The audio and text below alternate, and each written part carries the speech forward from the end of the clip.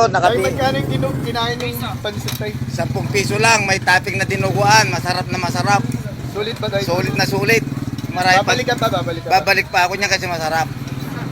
Sa panahon ngayon, saan naabot ang 5 piso at 10 piso yung tipong mabubusog ka kahit papano? Dito nga guys, sa Divisoria, sa street karinderya, ay mabubusog ka kahit papano sa halagang 5 piso lang. At lahat ng tinda nilang pagkain dito ay budget friendly lang. Kaya naman, patok na patok to sa masa. Kahit murang bilihin, ay hindi naman tinipid sa panlasa. Sa panahon nga ngayon, bibihira ka na makakita ng ganitong tindahan na kayang isa lang alang ang malaking kita. Pero ang mga pagkain nila dito ay kumpletong sangkap at magiging pasok na pasok sa panlasa mo. Tulad nga nitong si Mano na nakapanayam natin. Ito literal na napadaan lang at sinubukan niya. Nakati Magkano yung kinain ng pansit tayo? 10 piso lang, may topping na dinuguan, masarap na masarap.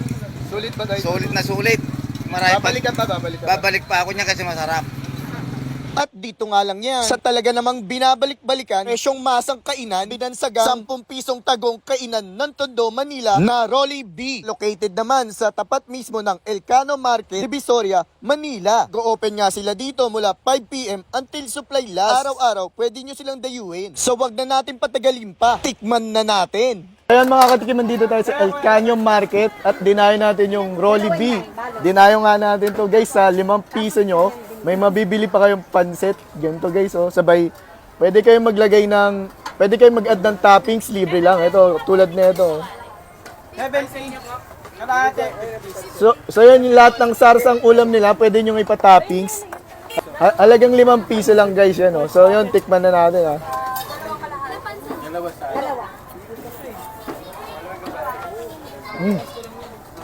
Hindi mo akalain magiging perfect combination yung pansit tsaka yung dinuguan guys.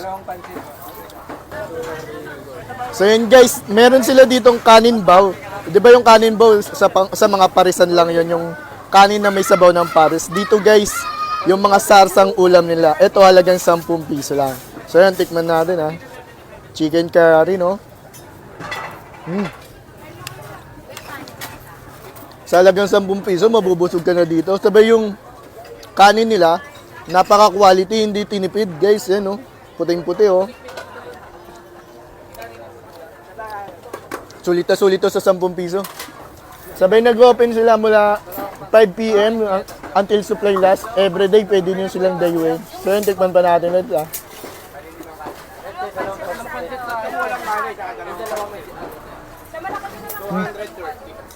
₱5 nyo, mabubusog na kayo. Yun lang, salamat. Magkano yan, boss, yung ganyan? 20 po. 20, dami.